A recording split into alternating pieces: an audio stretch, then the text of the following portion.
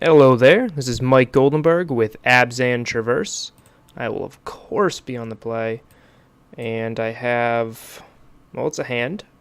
I have some early interaction, removal, an eventual slow threat, and the most powerful planeswalker, at least my favorite planeswalker.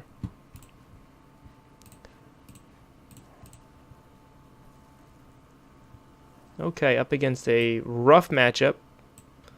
Blue-white control, and they have an intriguing hand. So, Mana Leak stops my Liliana the Veil. I have no interest in taking the Path to Exile. I have no threats in my hand at the moment that even care about that. Ancestral Vision will eventually beat me, but so will the Jace and the Teferi. The Mana Leak, however, stops my ability of dropping a turn 3 Liliana of the Veil, and I think that is the thing I care most about. If I can drop a Liliana of the Veil against this opponent's hand, I might just walk away with the game. Walk, not run. This is still not a favorable matchup here.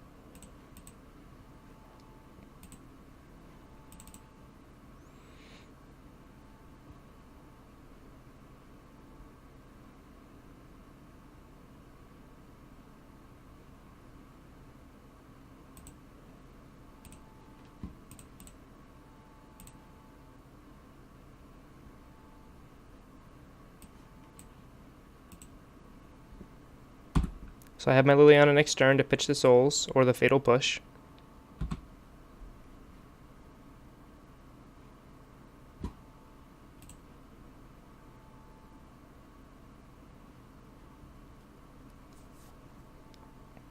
Okay, so Visions is floating.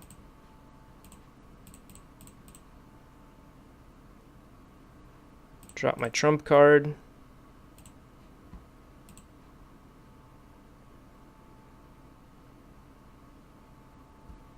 There's an argument to be made to pitch the Souls instead. Souls isn't great here, where Fatal Push can still kill a Colonnade or something to that effect.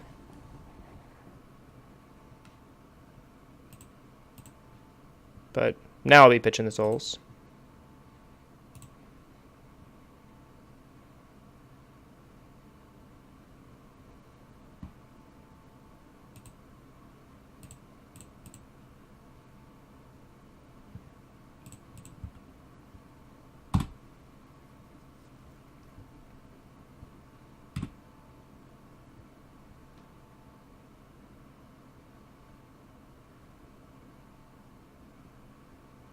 So opponent's digging for their 4th land here.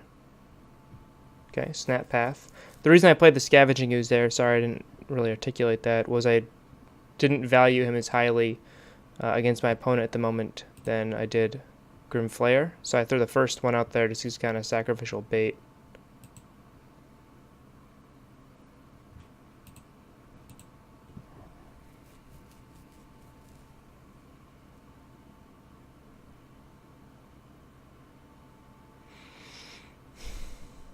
Couple options here. I think I plus pitch the Bauble.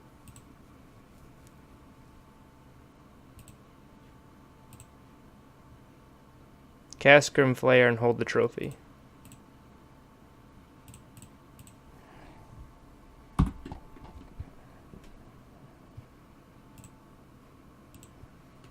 The Ancestral's coming up real soon. Good thing that Liliana is ready to pop.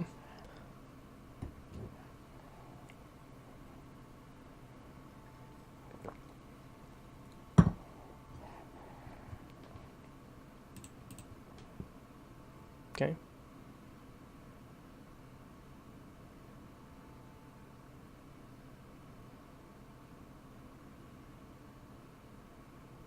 So my opponent is definitely going to have their 5th land drop for Teferi next turn, so I probably have to blow up Liliana right now.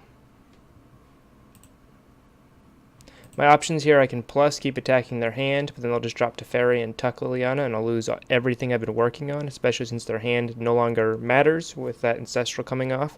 By no longer matters, I mean there's no way I can compete with them drawing cards. It's already happened. So what I can do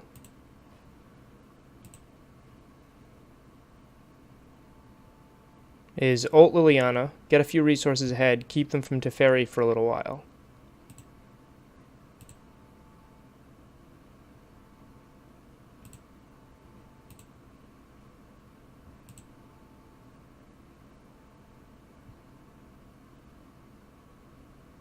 I think this is fair. No matter what, my opponent is going to be stuck with 2 lands.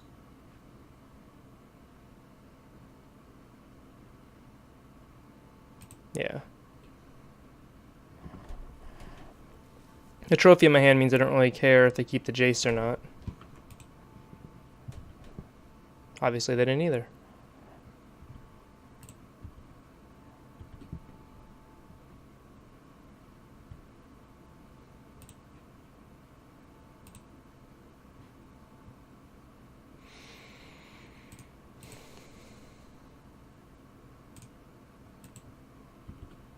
Yeah, I'll put both on top here. And with the trophy in hand, I might be able to steal a game here.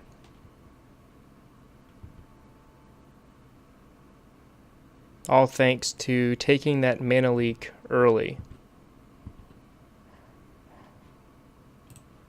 A big thing I can't really stress about green-black X strategies, it's if you make a mistake early on, you get really, really punished.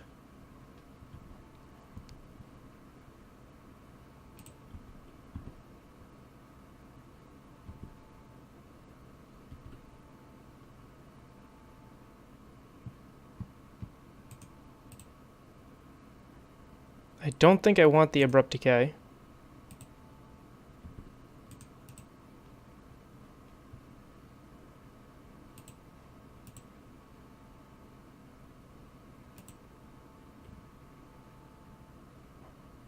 And now representing lethal on the board.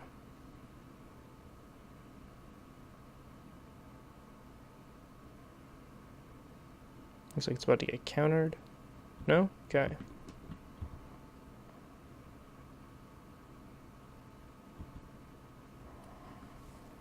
Opponent's digging for a board wipe. It's their only real out from this spot. Put a card on bottom. Yep. It's good for me.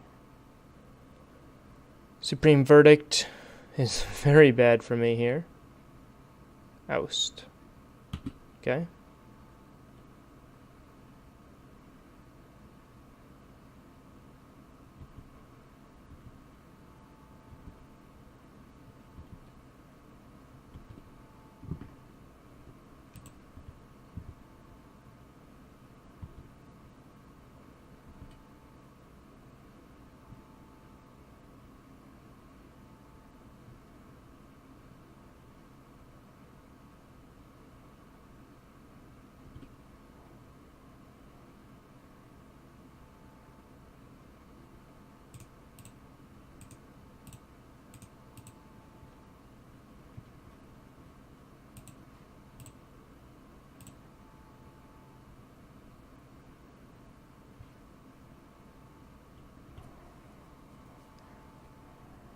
So my opponent's Escant is going to flip. So no matter what, they're getting an extra land, right? So no matter what, they're getting Teferi mana next turn.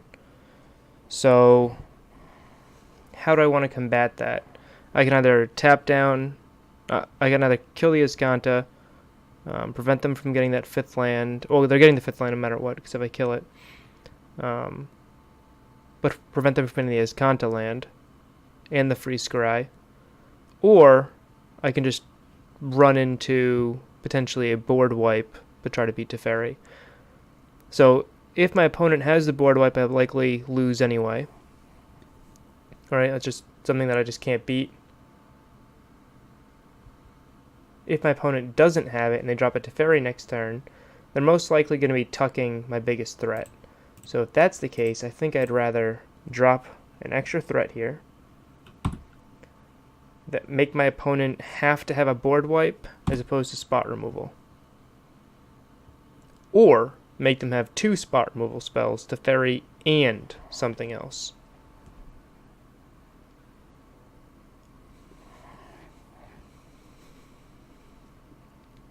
Okay. They did not have it. Sideboarding. This gets cool. So Assassin's Trophy, obviously. Fulminator Mage is very good. Souls is meh, but he's a potential. Collective Brutality is meh, but again, he's got some potential. Gaddock Teague is absolutely amazing, and Knight of Autumn are okay also. Spellbomb could be okay. I don't really like it here. Some people bring in Surgicals in control matchups. I disagree with that. I don't think that's how we're going to win. That's how you beat combo decks, not control decks. Path to Exile is usually bad, but they've been bringing in like Baneslayer Angels and things like that. So in that case, it's very good. Scavenging Ooze is just pretty mediocre. Decay's generally mediocre. Last Hope is okay. It's very good against board wipes, very bad against Path to Exile. But Planeswalkers in general are pretty good in this spot. Siege Rhino's okay just because he's a big body. I will trim, just out of fear and respect to the Baneslayers, I will cut the Fatal Pushes and keep them the paths.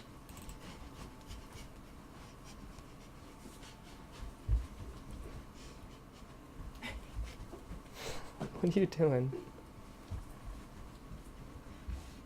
So from this pile I have a couple cuts. I'll cut that one. Don't really want the Lingering Soul, and I don't want the Scavenging Ooze. Although I think I want him more than Abrupt Decay.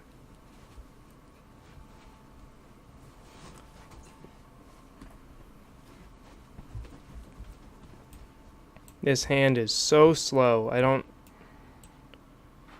I cast something, yeah, I can't keep this. This is much better. And I'll wait on the third land if I can.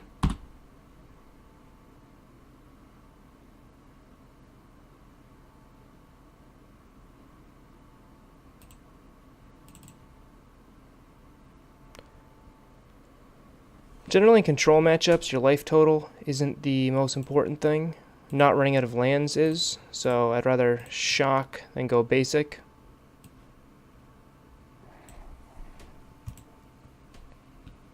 Take the card that deals with the best card I have in the matchup against them. Liliana of the Veil. Opt is meh. It's pretty mediocre. I don't really want to steal that from them if I don't have to. Okay. Let's see here.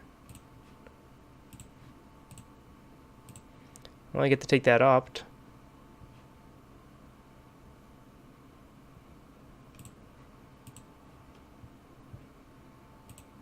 And next turn, my Knight of Autumn will quickly deal with that Rest in Peace.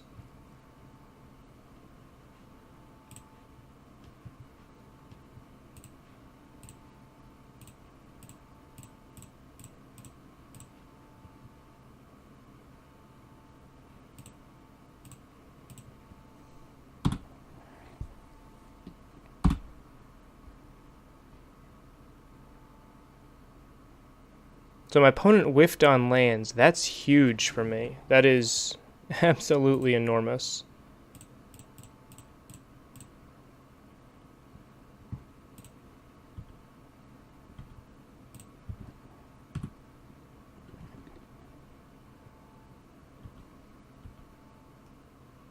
Okay, now they hit their fourth.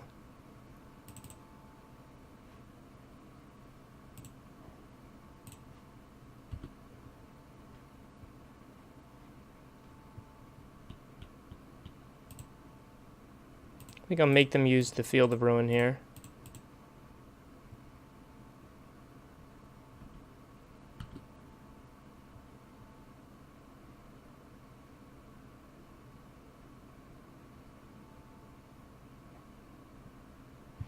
Or I guess the Cryptic. Sure.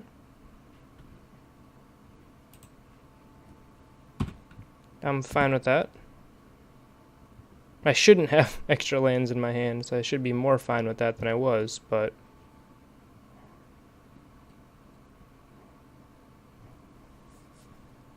Yep.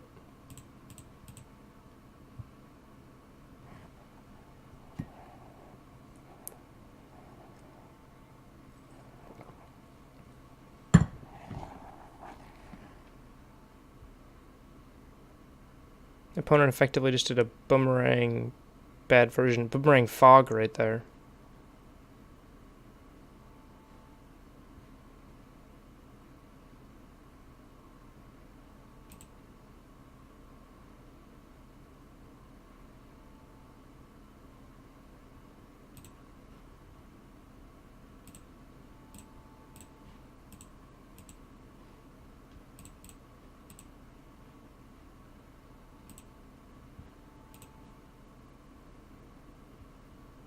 Choosing to pitch the swamp, make it into a mini helix right here, just to make use of some extra mana that I have. So Jace is dead.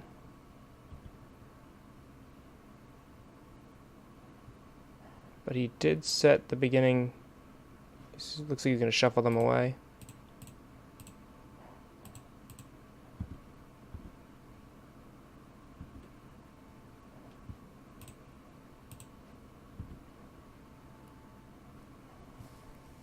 No, they're not shuffling away those cards. Does that mean that it is worthwhile to Assassin's Trophy a land? No, I think it's fine to let them draw the top card. If they drop a Teferi, I'll trophy the Teferi.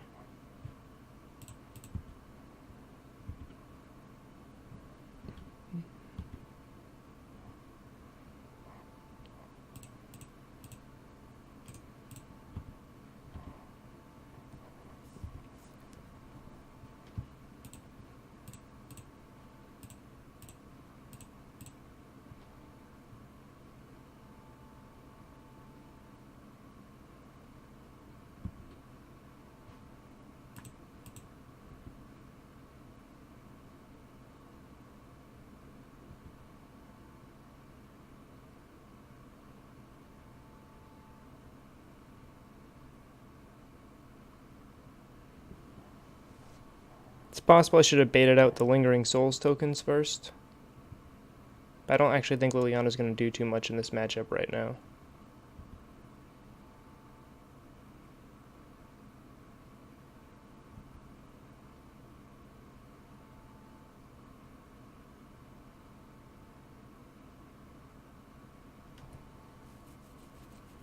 Tap your mana.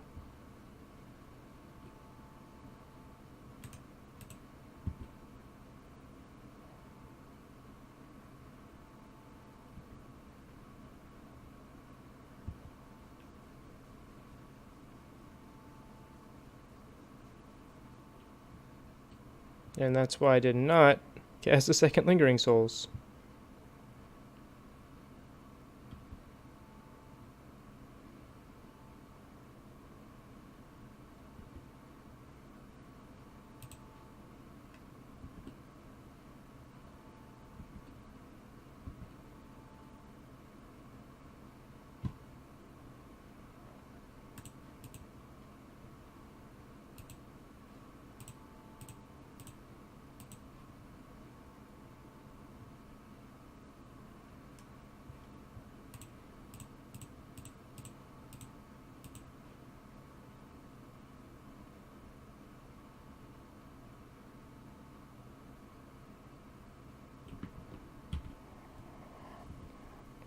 I'm choosing Liliana's Secret Fourth Mode, do nothing.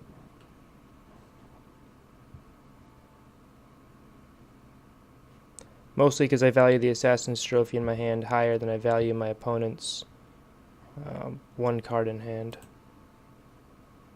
Unless that card is exactly Teferi, I made the right play. Or Jace, I guess. Teferi or Jace.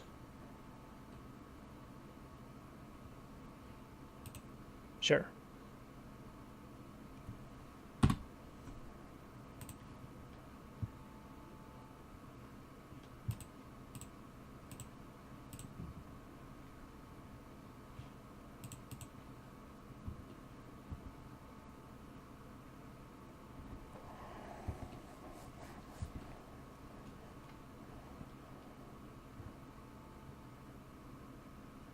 There would be a cool trick I could do right now if my opponent had damage-based removal. I could cast Trophy to Grogrim Flare in response.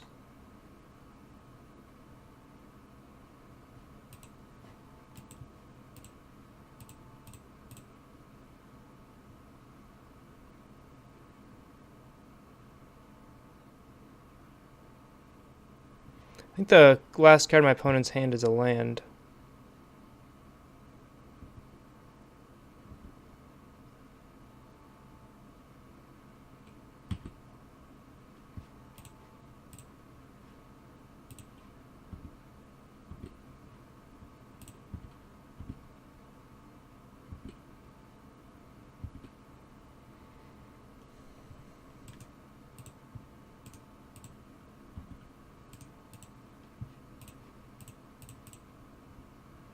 So I'd be punished if this was a cryptic.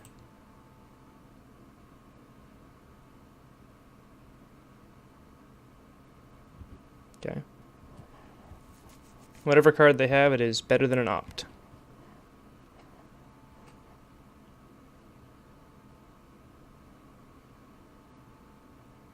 It's a Terminus. Okay.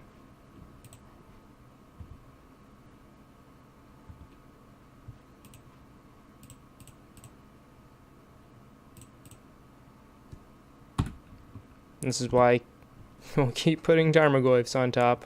Make them respond to every single one. Sure, my opponent's getting 2-for-1s here and there, but my Liliana is slowly ticking up. So I will attack.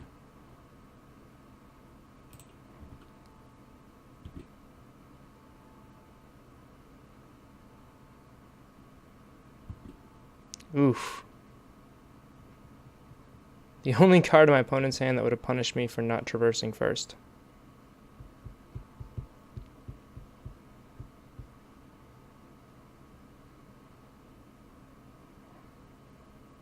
Okay. Well, that was actually better.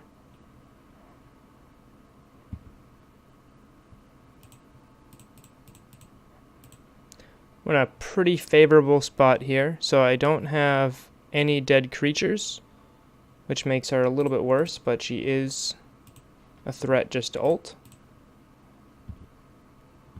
And no matter what, I'm going to be ulting Liliana next turn. Alright, that was the match. Let's look at the deck a little bit. So here's the deck. There's a bunch of different ways to build Abzan Traverse, which is something I really love about the deck. You can read all the different things I've written about it. I'll put that in the comments, or not in the comments, but I'll put that in the description of the video, so you can peruse that if you'd like.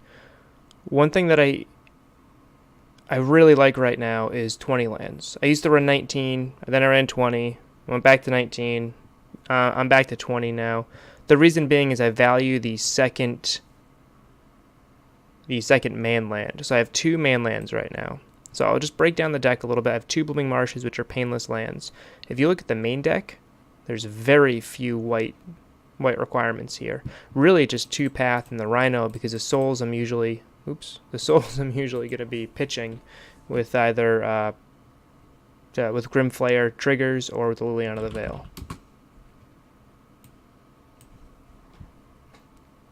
I then run 1 of each shock, but 2 tombs, because this is mostly a green-black list if you just look at the mana base requirements. And then I run what I started a while back with the 4 basics, which make Traverse more powerful, because the floor of Traverse the Uvenwald is Lay of the Land, and if you only run a 1 or 2 basics, it's pretty poor. This allows me to cast every single spell in the entire deck. Look, everything, all over, with just basic lands under Blood Moon, which is phenomenal. Not too many decks can do something like that. And this deck can, and not only can it do that, but Traverse makes that possible. Then I run the Fetch Suite of 4 Verdants, 3 Marsh Flats, and 1 Windswept Heath. I like the 1 Windswept Heath because against Blood Moon decks I can fetch a basic forest and then use Traverse to draw out my swamps to keep playing the game. And then, like I said, I like the 2 man lands. They're interchangeable. Some people don't like Shambling Vent very much right now in a bolt-heavy meta. I kind of disagree. I think Shambling Vent is actually better in a bolt-heavy meta. In a meta where your life total matters, having a 2/3 lifelinker is very relevant. Now, sure, they can bolt it, but then it just healed you 3 life. If they're bolting your lands instead of bolting you, you're probably in a good spot. Or you're losing the game anyway. And Stirring Wildwood's nice because it blocks Phoenix, it blocks Spell Queller, and it even blocks a Mantis Rider that's just a normal size. This package here is kind of the staple of the deck. Traverse, which lets you tutor up anything you want, as long as you have Delirium. Mishra's Bauble, which is arguably one of the more controversial cards in the deck. I love it. By controversial, I mean a lot of people don't really see how much it does for the deck. It's one of the things that people oftentimes look at the deck and say, ooh, I could put a Nihil Spellbomb there, because not only is Nihil Spellbomb basically a free common financially, or Mishra's Bauble could be a few bucks, but also, oh, this does something. But Mishra's Bauble does so much. For one, it costs 0. With any fetch land, it's a free scry, like you saw in, I think I did at some point in the match. But basically, if you have a fetch land, you put Mishra's Bauble out, you target yourself, you look at the top card of your deck. If you don't like it, you fetch. You shuffle your deck, and you effectively scry away a dead card. It also triggers Revolt, making Fatal Push much more powerful. This is the best Fatal Push deck you can play, simply because you almost will always have Revolt. If you're playing against humans and the only thing you can lose to is a Mantis Rider, just keep a Mishra's Bauble around and hold that Fatal Push in your hand. It's just like sandbagging a fetch. So the removal suite itself, I absolutely love the 4 Fatal Pushes. I think they're absolutely necessary. This is a black deck first. If you look at the mana base and everything about it, Path to Exile may have a higher ceiling, being able to hit pretty much any creature. And that's why we are running 2 of them. But painlessly being able to kill almost every creature in the format for your most common color. I mean, look how many turn 1 black sources we have here compared to how many turn 1 white sources we have here. It's not many. It's certainly not many that are painless. I do love Assassin's Trophy. I think it's very, very powerful. Unfortunately, this meta isn't great for it. That's just kind of a nod to that we can't beat certain decks without it. And Decay is absolutely wonderful when it's great. Against a deck like Spirits and Humans, I usually rather have Decay than Trophy, because giving them that land does matter.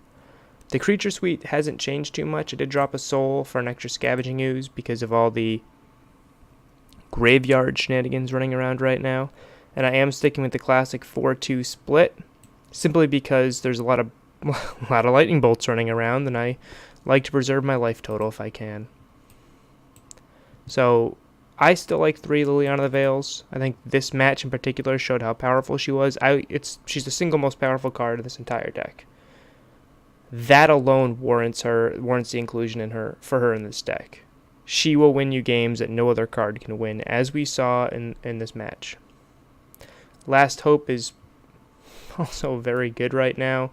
She rebuys creatures that have died. It's her primary function. She kills little things. She's a threat to win the game on her own, because this deck can do a very good job of protecting her. The sideboard is interesting, to say the least. I have my Graveyard Hate package right here, with 2 Surgicals and a Spell Bomb. I have my removal package right here with my Board Wipe and my Shriek Maw, which is tutorable. Then I have my anti-burn package with Collective Brutality and Night of Autumn. So Night of Autumn also comes in when I'm expecting enchantments like Rest in Peace, Detention Sphere, or artifacts like the entire Word deck. Gaddock Teague is phenomenal. Unfortunately, I didn't get to see him really do too much there, but if you can drop him against control, they have to have a spot removal spell, or they can't really cast anything. Shuts down all of their board wipes, their cryptic commands, their planeswalkers. Makes them basically have to use a snap path on Gaddock Teague himself. In that case, if you are playing that situation, don't attack with Gaddock Teague, because Snapcaster can block and ruin your day. I have a 3rd Lingering Souls in the sideboard here, just for grindy matchups. Any deck where Souls is good if you're playing against Jund or something to that effect. That's a flex spot. My 15th spot is usually some sort of grindy card anyway. That probably should be either a 4th trophy or a 2nd Fulminator, just to fight off Amulet a little bit better. Fulminator Mage I like because it's just a card that hits Celestial Colonnades, it hits Karoo lands, hits Tron, hits Valakut. I think people leaned very heavily on it for a little bit too long and kind of got worn down by it, particularly in Jund. But Fulminator is a fantastic tempo card. Kalidas is in here as an extra threat.